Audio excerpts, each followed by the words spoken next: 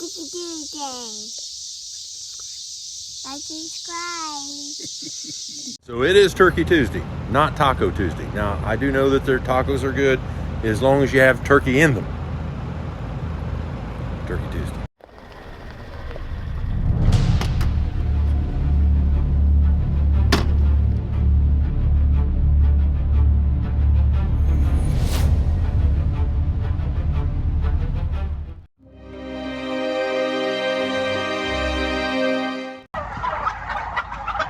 Okay, on this Turkey Tuesday, I want to talk about blueheads versus, let's see if I can find it.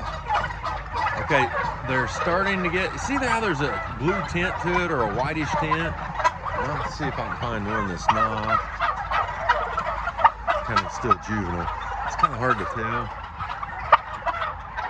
But anyways, the blue tint, that one right there has still got a little more whitish. But the blue tint, I guess, dude, that is very interested in what I'm doing here. The blue means more mature. So they all, I haven't talked about this before, but they all are hatched within a certain period of time, like within an hour. It's my understanding, or that's the goal, right? They all want to be hatched pretty close, because then they grow at the same pace. Now the problem in every crowd, right, there's an outlier, and he is the main cheese here, and here's the second in command. Okay, so like what I have trouble with, and when I come in here, I've got to try to maintain a balance to the best I can, because if you don't kind of maintain balance, what happens is they gang up on everybody and so forth. Now if you get enough blue heads together, then they equal things out. It's not a perfect system, but that's one of the things that happens anyways. But I never talked about the blue heads. So as they get more blue, like this one here beside me, then they're more mature. And these birds are in the neighborhood of 16 weeks, I think it is. So it's about right. Usually, well, you really hope the last couple of weeks anyways that they have changed over. That's the goal. So hey, there's a little something, but these are all boys again, remember, and these are not Thanksgiving dinner unless you're having lunch with them, which nothing wrong with that, but you know what I'm saying. So these are typically your lunch meat. Okay. Now you would think, being that these are 3 barns, they're all relatively the same age, you would think that then they would be all the same in terms of maturity and weight, health, bird health, and so forth. That has never seemed to be the case. Now once in a while, just like anything, any kind of a corn crop or a bean crop, stuff like that, once in a while you get across the board, these are awesome. And we've had some of those flocks. But in general, I gotta get new pair of glasses. In general, this group, not gonna be that way. So, as I walk barns, like right now, this is barn 2. And today I started in barn 2. I tend to like to alternate because at my age, I get tired if things are rough by the time I get done, and I overlook stuff that I shouldn't be overlooking. So today I'm coming in barn 2. Barn 2 has been pretty good for me, and I look pretty decent at the end of the day. The mortality is not as bad. Birds are walking. Now notice how loud they are. Also, it's a good sign that they're it's a good sign. They're moving. They're moving around good. That's a good sign. If you come into a barn and they're very quiet, that's a good sign they got a problem. And I guess, kind of like a kid, you know, when Dion's quiet, we know he's either asleep or he's in trouble, or he's getting into trouble. You know. So loud today is good as we start in here to the Thanksgiving season. right at the end of October, I guess this is, and first part of November. Temperature in here is good. I'm pretty comfortable. And so generally speaking, if I'm comfortable, they're comfortable. And today outside is overcast, it's misting, it's chilly, and it's not very pleasant. So again, that's what we're in here checking for bird health, and if there's anything we can do differently. Right now, this particular run is pretty nice. The litter, I think the other ones need a little work. Anyway, that's what we're doing here in barn 2. And as we were talking, so I'm still in barn 2. This group right in here are still more of a whitish head, as you see, and that's interesting. So they've migrated away. So that more adult bird was on that side of the barn, down yonder, and they had migrated over. That's just kind of how things work. All animals are that way. To some degree, they're all that way. So now, in case you're wondering there are one water line, feed line, water, feed, water. So there's 6 alleys, let's call it. And so I've went down this one, back up this one, down that one, back down that one. And so right now I'm getting ready to take the dead wagon and I'll go down and come back here because I don't have that many dead birds today. Now, when it gets real bad, I take the wagon down every aisle. And early on, when the birds are much smaller, I can do that. Yeah, a lot of times I can just walk it. But anyways, so that's what's going on here in barn 2. Done with barn 2, now let's go into barn 1. So boots on and pair of gloves. Step into the boot bath, the disinfectant of the boots, even though, as you see here, see this outline? I'm not crossing into there with any other shoe. Now, granted, you know, there's no physical barrier other than that bench, but it's the point of change the shoes into a different boot. Notice I'm straddling here. Okay, take this one off. Oh, booger. This one. Okay, now into the boot bath. 1, 2, 3, 4, 5, 6, 7, 8. And 1, 2, 3, 4, 5, 6, 7, 8. Okay, and a pair of gloves. Let's go with these. Okay.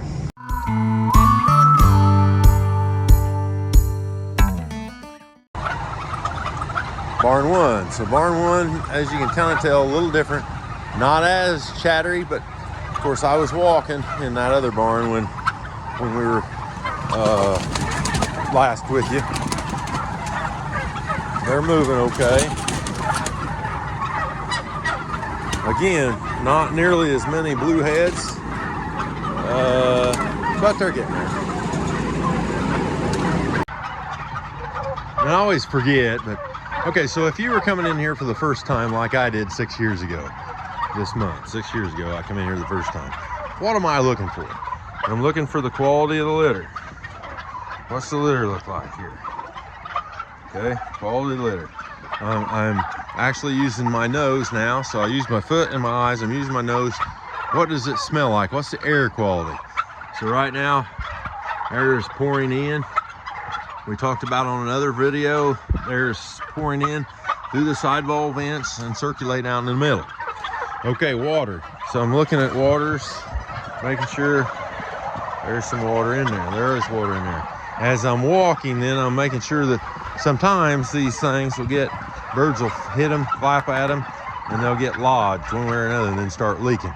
And you'll see a bunch of water on the floor. Here in a minute, I'll be over at the feed lines. Right, see that feeder right there? So I'm checking for height. So see that bird? Plenty of height. Plenty of height. So the waters are up high enough, they can get them. Feeders are or low enough. It depends on how you look at it, but the waters need to be up there, make them kind of stretch, and they're eating over there good. That's what I'm looking for when I come in here. And the last thing I'm looking at overall, I'm looking for bird health. And so I'm trying to find birds, and indicators of health issues. Will I find birds that are sick, or birds that have broke a leg or broke a wing or what have you? Yes, I will. That's inevitable. I had a bird eating out of a pan, and then he quit, so I was going to show you there. But so here's our pans, and you can regulate the height of how much feed is in here. So when the birds first come, the little bitty birds, these are sitting on the floor, but we have the feed clear to the top like this, so that the little birds can reach in here and eat. Versus now we've got the feeders set down to where the birds dig around in there in the bottom and get the feed up. And that's basically how we've been trained to do it. Here's one of those things that I've run across. I felt with my feet and I was walking, and the floor got looser. Well, that's feed. Okay, so then what you got to do is you come and you look, not feed there. If you can see this, not feed there. So this head looks okay. Where am I having problems? And so I run my fingers carefully under here, and I find, I don't know if you can see this hole. There it is. There's a hole. So I got a little patch kit that I do. This particular line in this barn, barn 1, was poorly installed, and it has got a lot of holes in it. So what I want to do is run back and get me some parts, and I can do it in 5 minutes or less in my normal chore day. Now, just come back in. I've got to get some tools over in the area where I keep parts and tools. So I have to do the same thing in reverse. I'm gonna take these boots off. So boot off, step over. My ever-ready Crocs, which are easy to get on and off right now. No snow, I don't have to worry about that. I need like a waterproof version. Okay, so set my glove down. Set my other glove down. So I've come out into what I would classify this as.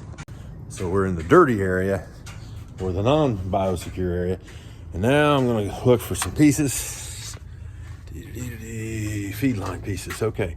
So here is what I use. This one happens to be a used piece. I'm gonna use a clean one. Okay, slap that on over the hole, which you can use duct tape will work in a pinch. If you got to, you got to. Duct tape will work. Hose clamp goes over like so, just like that. So I'll get me a socket here that'll tighten that baby down, and we'll be good to go.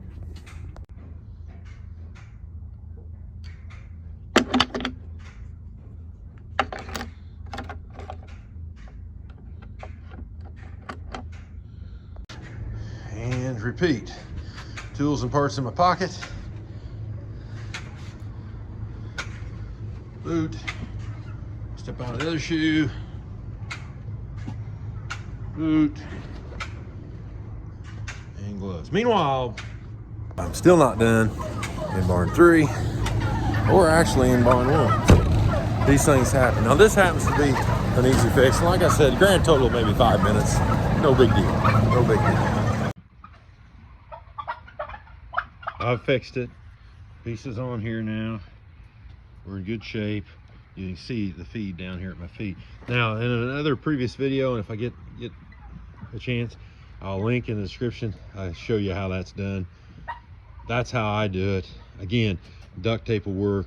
We have used zip ties, and some aluminum flashing is another temporary fix. This is temporary to permanent. Probably what will happen is it'll get to where the entire line wears out, because I've got patches in places where I've got a top and bottom, the whole thing wears, then I'll have to start replacing tubes and lower feed lines.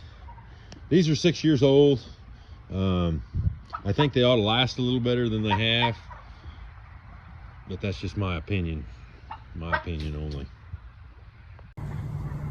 Last step in each barn is to, on the blue paper, is to write down any mortality. Keeps running total for the week.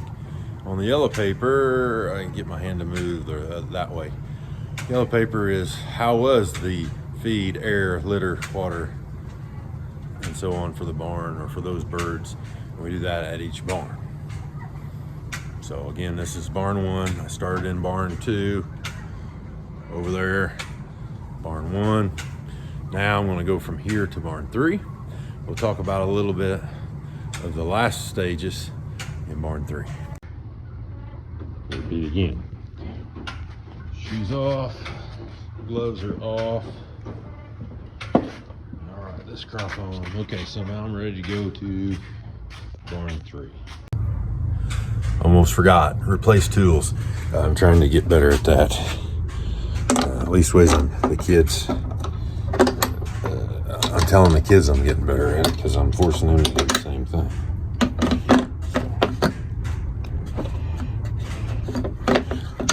It's not that easy to do one-handed. Again, I've got to, eventually here I got to get a different kind of style camera, but currently just using the phone. That's what we got, and it works. I might take this opportunity though on a Turkey Tuesday to say, don't forget to like and subscribe. Subscribe to the channel. Blah, blah, blah, blah.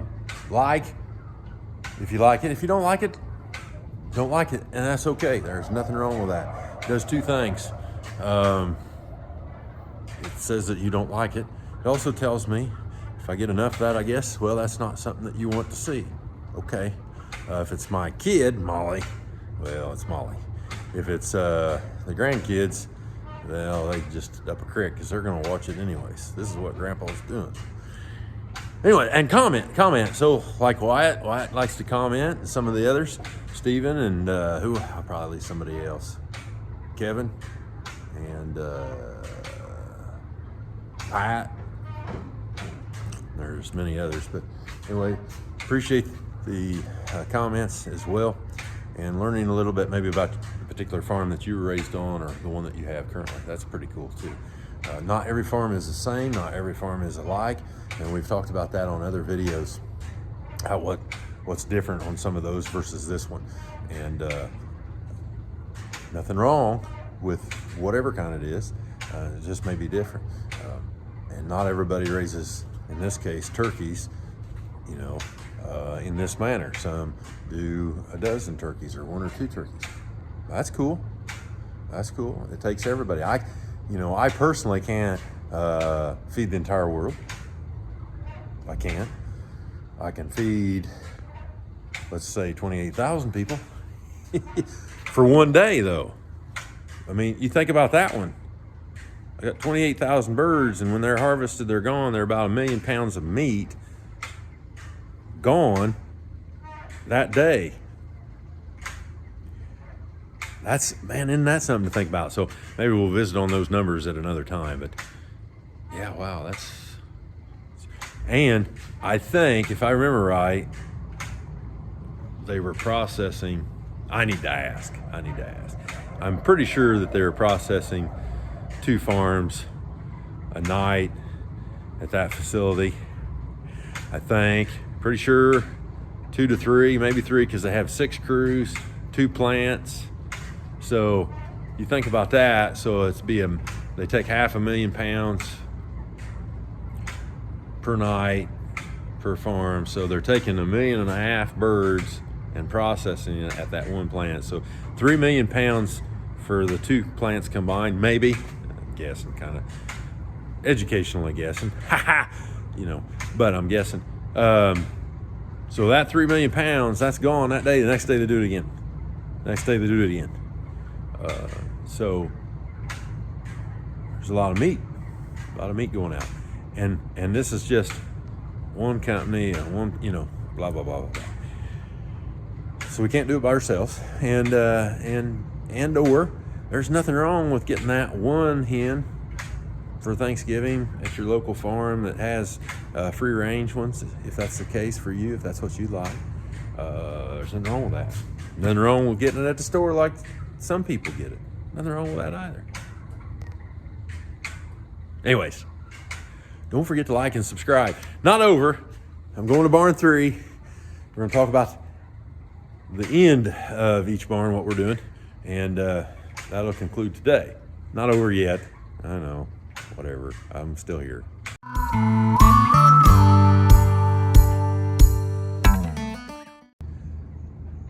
Moving from now, so I did it in reverse order or a different order. I went from 2, did 1. Now we're going to take the skid steer and move the bucket over to barn 3, and we're going to work in barn 3. Finally, any birds that we bring back in the dead wagon, then they go out and go into the bucket of the skid steer and to the composter. So that's the final chore of the day for the birds. So we do have mortality. That is just life. This life lives and dies. But anyways, this is barn 3. You will notice that we have clear sidewalls. It is a solid sidewall, but it is clear so they can see. Light does come in. Our ceilings are white. You're not going to see either one of those a whole lot in turkey farms. Most of the ceilings are black. I wanted them white, as I've talked about this before. I wanted them white. White gives the impression of clean, bright, cheery, sunny, whatever. Not only for me, but for the birds too here. So that concludes chores for today. It's looking at about 2 hours for today of choring. All right, so every day is different. Those are the chores that are typical. That is about the last quarter of the flock lifespan. So that's the chores for that age group, and everything changes. It's all relative. When we first get birds, it's kind of intense for a few days, and then it lightens up for, well, the next 4 weeks is not too bad, depending on how things are going and how the bird health is and what stuff you got to fix and not have to fix and stuff like that. But overall, that's what the chore life is for me every day. And as of today, I occasionally get Shadow to help. Travis has helped in the past. The kids and Sherry help. Generally when the birds are little, Dion's just can't wait till we get new birds in. He's ready to go. And so that's it. That's what we do. Like and subscribe on YouTube and follow us on Facebook. Ask your questions so we can all learn together. Come and grow with us.